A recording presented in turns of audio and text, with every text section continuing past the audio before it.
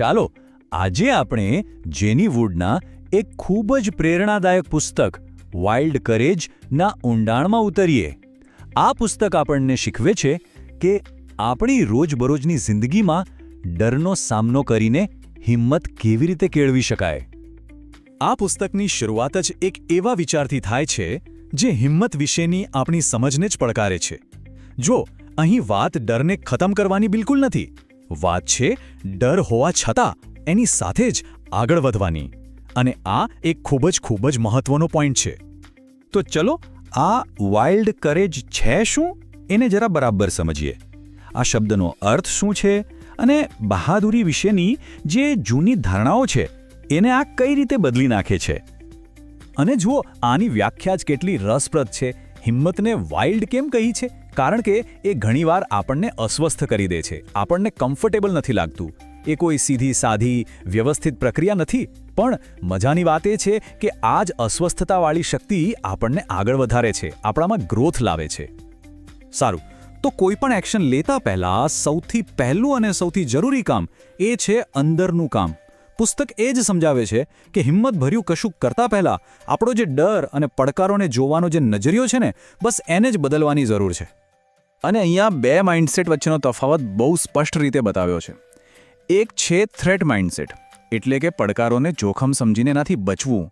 અને બીજું છે ગ્રોથ માઇન્ડસેટ, જે પડકારોને શીખવાની અને આગળ વધવાની એક તક તરીકે જુએ છે. બિલકુલ અલગ દૃષ્ટિકોણ. તો આખા મુદ્દાનો સાર શું છે? સાર એ છે કે આપણો ગોલ ડરને ઝીરો કરી દેવાનો નથી. એ તો લગભગ શક્ય પણ નથી.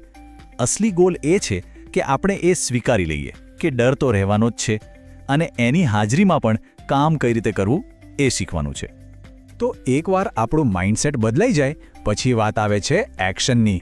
કારણ કે આ પુસ્તક ખાલી મોટી મોટી વાતો નથી કરતું, એ હિંમત કેળવવા માટે એકદમ practical step by step plan પણ આપે છે. તો ચાલો જોઈએ કે આ એક્શન પ્લાનમાં છે શું. આ એક્શન પ્લાન છે ને એ મુખ્યત્વે બે ભાગમાં વહેંચાયેલો છે. બંને ખૂબ જ સરળ પણ પાવરફુલ છે. પહેલું, એવી રોજિંદી આદતો કેળવવી જે હિંમતનો પાયો મજબૂત કરે. અને બીજું, એક પર્સનલ ટૂલકિટ બનાવવી જે મુશ્કેલ સમયમાં કામ લાગે. આ આદતો ભલે નાની લાગે પણ એની અસર બહુ જ મોટી છે. જેમ કે રોજ પોતાના કમ્ફર્ટ ઝોનમાંથી બહાર નીકળીને એક નાનું અમથું કામ કરવું, કોઈ ભરોસાપાત્ર વ્યક્તિ સાથે દિલ ખોલીને વાત કરવી, પોતાના જે સિદ્ધાંતો છે એ પ્રમાણે નિર્ણયો લેવા, અને હા, પોતાની પ્રગતિને ક્યાંક નોંધવી. આ બધી વસ્તુઓ ધીમે ધીમે પણ ચોક્કસપણે આત્મવિશ્વાસને એકદમ મજબૂત બનાવી દે છે. અને જ્યારે ખરેખર ડરનો સામનો કરવાનો સમય આવે ત્યારે આ ટૂલકિટ કામ લાગે છે. એમાં શું હોય? જેમ કે માઇન્ડફુલનેસ, જેથી આપણે વર્તમાનમાં રહી શકીએ. પોઝિટિવ એફર્મેશન્સ, એટલે કે સ્વસૂચનો જે નકારાત્મક વિચારોને દૂર કરે. અને વિઝ્યુઅલાઇઝેશન, એટલે કે સફળતાની કલ્પના કરવી. આ બધા સાધનો ડરના સમયે આપણને શાંત અને સ્થિર રાખવામાં મદદ કરે છે. પણ આ પુસ્તક એક બહુ જ અગત્યની વાત સ્પષ્ટ કરે છે. આ સફર એકલા કરવાની નથી. કોઈ પણ મોટા બદલાવની જેમ જ હિંમત કેળવવા માટે પણ આપણને સપોર્ટની જરૂર પડે છે. બંને પ્રકારના, અંદરથી પણ અને બહારથી પણ. અહીંયા સાચા સંગાતનું મહત્વ સમજાવ્યું છે.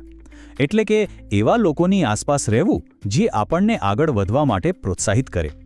અને બીજું જે એટલું જરૂરી છે તે છે સેલ્ફ કમ્પેશન, એટલે કે સ્વકરુણા.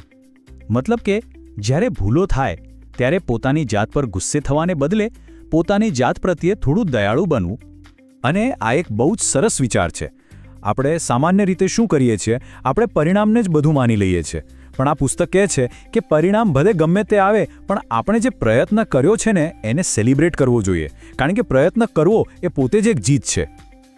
બસ દૃષ્ટિકોણ બદલવાની જ વાત છે. જો નિષ્ફળતાને એક હાર તરીકે જોવામાં આવે તો ત્યાં જ બધું અટકી જાય.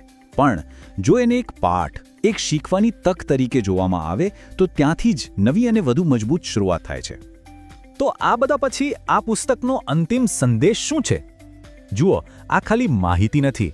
આ તો બહાદુરીભર્યું જીવન જીવવા માટેનું એક ખુલ્લું આમંત્રણ છે, એક ઇન્વિટેશન છે. અને આ મેસેજ ખરેખર યાદ રાખવા જેવો છે કે હિંમત એ કોઈ સુપર પાવર નથી જે ખાલી અમુક ખાસ લોકો પાસે જ હોય. ના, એ એક પસંદગી છે, એ દરેક વ્યક્તિ માટે છે જે અસ્વસ્થતાનો અનુભવ કરીને પોતાના કમ્ફર્ટ ઝોનમાંથી બહાર નીકળવા માટે તૈયાર છે. તો આ સમજૂતીના અંતે એક સવાલ વિચારવા જેવો છે. એવું કયું એક નાનું પણ હિંમતભર્યું પગલું છે જે લેવા જેવું છે? કારણ કે આ પુસ્તકનો સાર એ જ છે કે આનો જવાબ દરેકની અંદર જ છુપાયેલો છે. અને વાઇલ્ડ કરેજની આ ફિલોસોફી એ જવાબ શોધવામાં આપણી મદદ કરી શકે છે.